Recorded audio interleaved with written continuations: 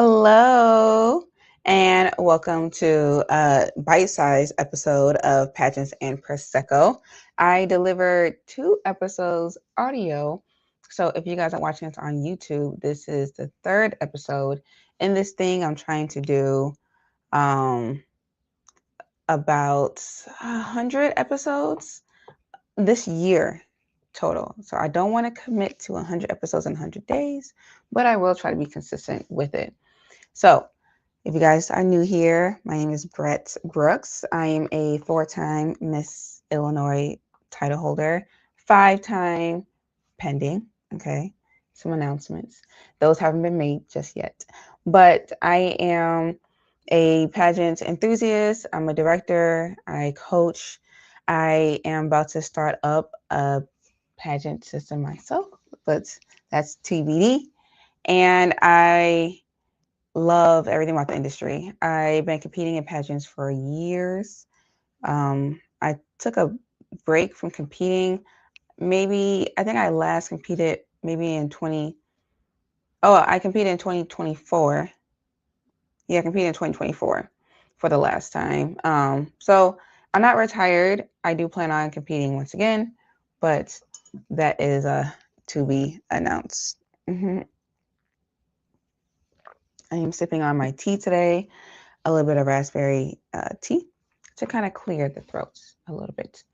But today's episode, like I said, is going to be a bite-sized one. So something short, just little coaching tips to give people when it comes to competing in a pageant. But this one will also be good for anyone when it comes to just public speaking. We are talking about the top interview mistakes that pageant contestants make. And this is something that I talk about a lot because I am also a college professor. I teach public speaking, journalism, editing, content creation, social media, news, and writing. So public speaking is definitely up my alley because, as you know, to do anything, you are public speaking, whether you have an audience of 1 or audience of 100. So you are public speaking. And I wrote a book. It's called The Book of Beauty. It is available on my website, www.pageantsandprosecco.com. Let me make sure. And it is dedicated to making sure you guys know what to do and what to say when you go into the interview room. Okay, yes. It is available on my website, pageantsandprosecco.com.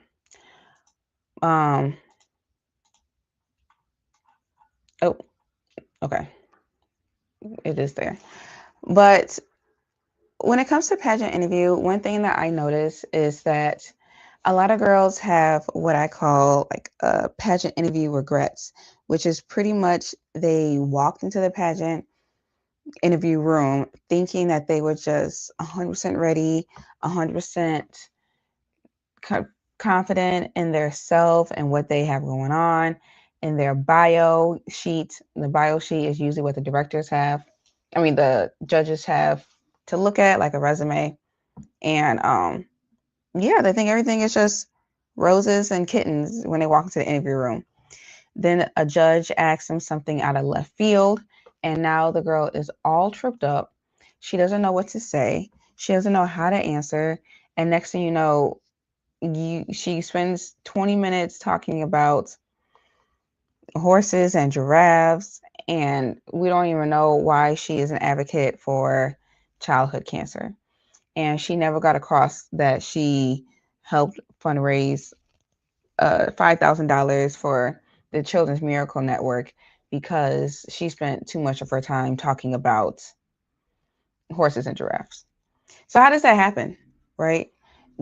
And then you walk out the interview room flustered and upset with yourself because you feel like you didn't get yourself conveyed across enough yet to the judges, and this was your only time really to talk to them. We know that pageant interview is the main time you have the most control over you and your body because you are in there for no more than like 10 minutes. Sometimes it's 5, sometimes it's a minute, but you have the most control over getting yourself across because you have that kind of time versus oh,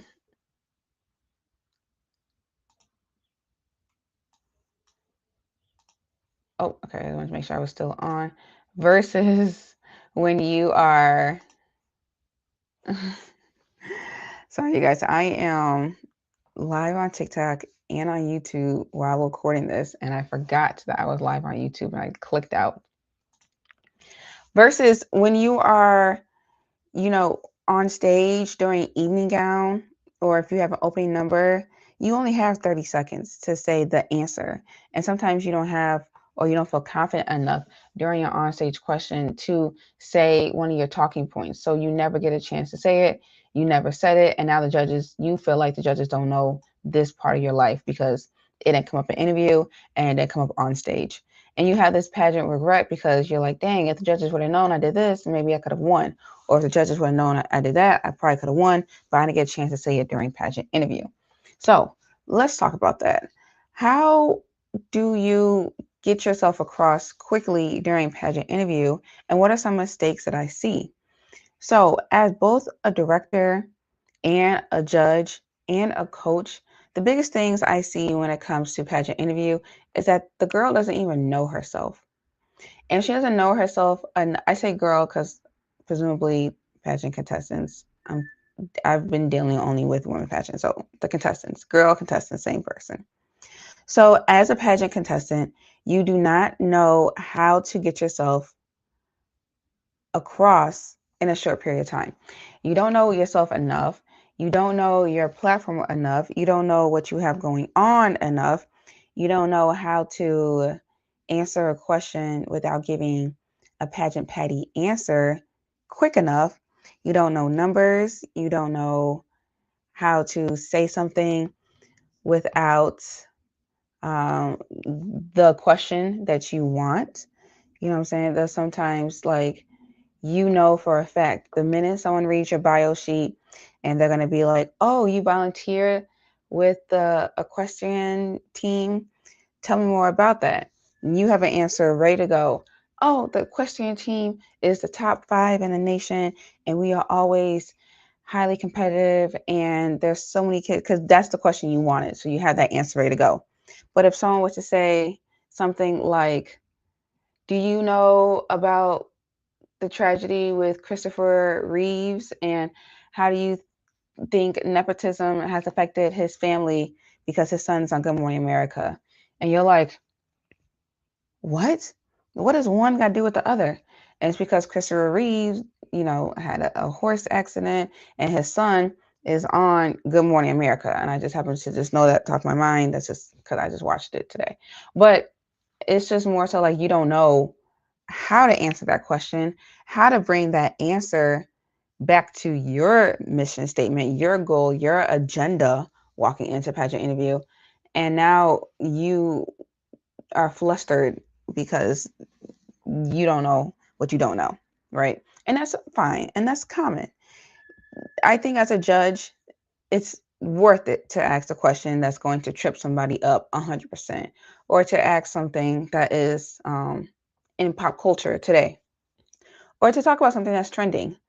So how can you avoid that? All right, I already listed out problems. Let's find solutions. This is what I call the politician method. When I was working as a TV reporter, you'll see people who are used to being interviewed by TV reporters are the ones that are the best or worse at giving these staged answers.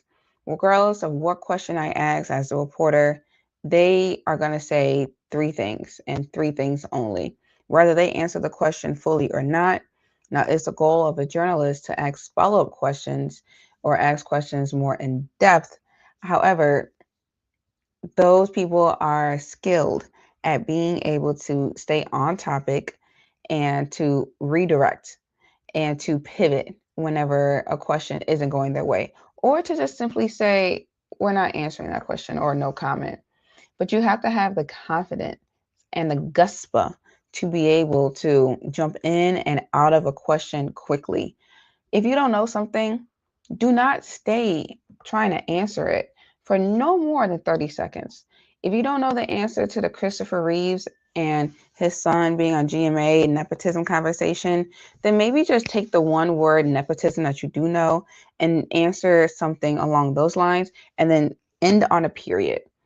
I think as someone who would love to give birth to a whole flock of a soccer team of kids, I hope that they benefit from nepotism. That's part of my goal currently, is to build generational wealth. So if that's what he had to do for his family to get to his son in a position there, then he knows that his grandkids are taken care of moving forward because his kids are taken care of off the back of what he did.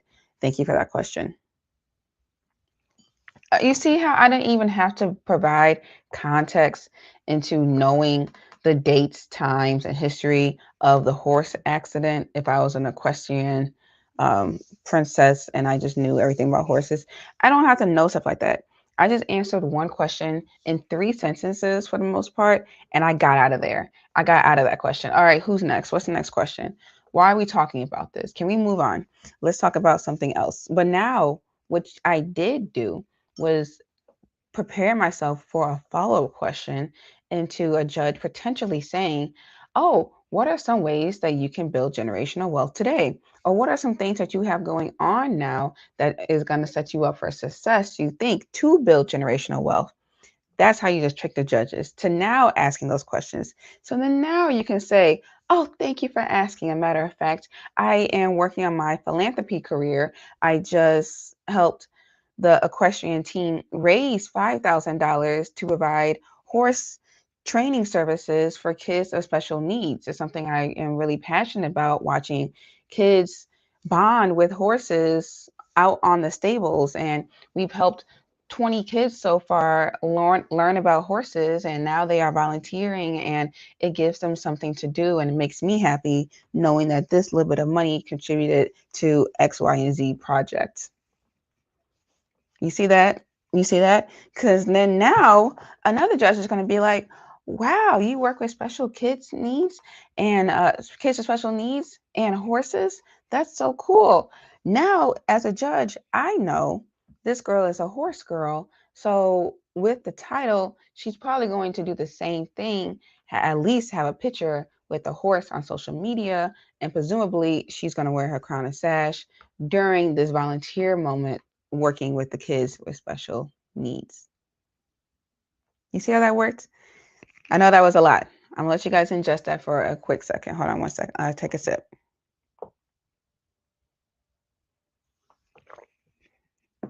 Any questions? Any questions? That is called a skill, okay? As a journalist, that is something I see all the time. All the time. That's how politicians answer their questions. That's how professional politicians do. That's not the politician I think that you should vote for, but that's not my concern. People who have those kind of answers ready to go, to me, kind of are suspect too. But it's not having an answer ready to go, it's being confident in redirecting a question to work in your favor, regardless of what that question is. Okay. Now we could do this with anything. We could do this with anything. So, how do you prepare yourself for this? Now, that is where my book of beauty will come in to help. I call this an agenda. You need to walk in to the pageant interview, to the pageant weekend with a clear agenda. Now, some people call this a brand. I don't want to use the word brand, but this is ultimately your personal brand. What this is creating a clear, comprehensive idea of who you are and what you are going to bring to this pageant organization as the title holder. When you are looking into a pageant, you want to find one that is aligned with you. I talked about that in the last episodes. Go back and listen to those. But you want to find a pageant that is aligned with you and what you want to do.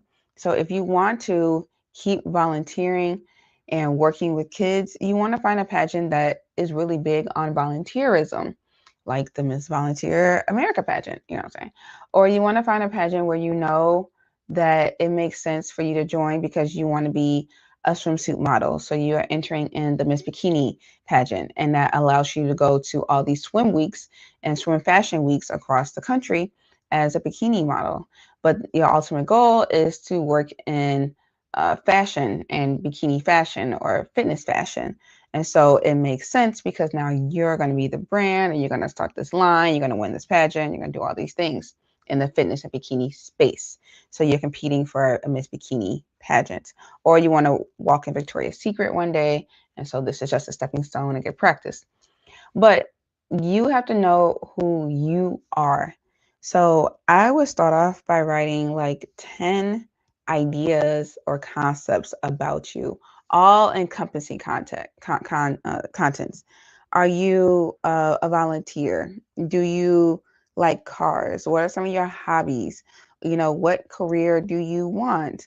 Um, how do your family see you? I would ask 5 people that you know to describe you in 3 different ways. Whatever is most consistent there amongst those 15 answers is pretty much how others view you. Do people see you as a giver? Do people see you as a comedian? Do people see you as a thought leader? Do people see you as a leader in extracurricular activities like cheerleading? Do people see you as someone who's motivational? Look at that first, see how people view you, and then write down 10 ideas about you that you want the judges to know for a fact. Okay. This isn't what they're going to know, this is what you want to convey. Now, from those 10, I recommend narrowing it down to a broader 3. So, however, those 10 overlap like a Venn diagram, try to see what's consistent about you. And then narrow that down to 3 things. And then think about 2 more things. So this is 5 total, 2 more smaller tidbits about yourself that isn't your main topic, but it's something that you can also throw out there as a 1-2 punch in case someone asks, oh, you know what, by the way, I also happen to know Mandarin and I'm going to go visit China in 2027. That's just something that isn't imperative that you know right now, but if you ask me for a fun fact, here's what I have in my back pocket ready to go just to drop on a dime. For me, typically I throw out that as a last ditch effort today, and it always change. For me, it's based off accomplishments. So the more I accomplish, the more other stuff can kind of move back farther because, I have more things underneath my belt. But I can always throw out that I am an award-winning journalist. That's a big deal. It's not something I start with because that award I won in 2024, it's 2026. I have other things I can mention. But in case I ask, I got this award too from the Illinois Broadcasters Association recognizing my hard work, as a journalist. Um, but that's something I'll pull out of my pocket, not something that's just going to be at the forefront. Your 3 that I suggest is going to be at the forefront. Now, this is who you are. This is who you want to build your bio sheet around, is this girl, this avatar. This is in business called an avatar, or your ideal customer profile, I think it's called, where you narrow down who your ideal customer is by name. My ideal customer is a girl named Ashley in her 20s, living in New York City, who is starting corporate career for the first time. Very, very specific customer profile as a business owner will help you reach your target audience of just women in their 20s in a metro area instead of throwing it broader. So try to figure out who you are, who your avatar is, because that's the person you want to present to the judges. Deshauna Barber is the best example of this, where she was a girl who was in the military and took on leadership positions. Now, everything from there was based around her military experience, and then it happened to work out that she got the onstage question about this. But she can detail more things that she's done. But the judges know overall, we crowned this girl. We see that she is an African American woman from the East Coast who is in the military. All right, that's her brand, that's her profile. And then you might have someone over here, Miss Utah. She is, someone who enjoys winter activities. She's a skier. She teaches skiing, and she, I don't know. I don't know. I'm trying to think about profile. I don't know. She's just a skier in Utah. I don't know. But you know that this is what, and maybe she's modeling. Maybe she goes back and forth to LA to model. I don't know. Something like that. But when they see you, they know you. Oh, this is a person who's a teacher. She's locked in on the color pink, and she's really silly. You know, she was funny in the interviews. I could see she's going to be funny. So they have an idea of who you are heading out of interviews and heading into the next phase of competitions where you don't have much control over their impression of you, because at that point you can't talk and you can't convey your message and who you are. At that point, you are conveying something else, which is your um, hard skills, I guess you can say, your physique, your confidence, your runway ability. But we'll get into those categories in another episode. So I just want to give you guys a bite-sized coaching episode of what it looks like to compete in a pageant, specifically some of the mistakes that people make in interview. Now, if you guys want my assistance, I have the Book of Beauty. It is available on my website, pageantsandprosecco.com. And it's also on Amazon, the Book of Beauty, a masterclass to conquering your next pageant interview with proven techniques from an award-winning television journalist, and securing your crown all 2026. We are securing these crowns all year. But if you guys want any more advice, follow me on Instagram, Pageants and Prosecco. You can send me an email, pageantsandprosecco@gmail.com. Or you can find me on Instagram at the Brett Brooks, TheeBrettBrooks. Send me a DM. If you guys have another idea for an episode, let me know. I am here for you and I will deliver. But I will catch you guys in the next episode. Peace.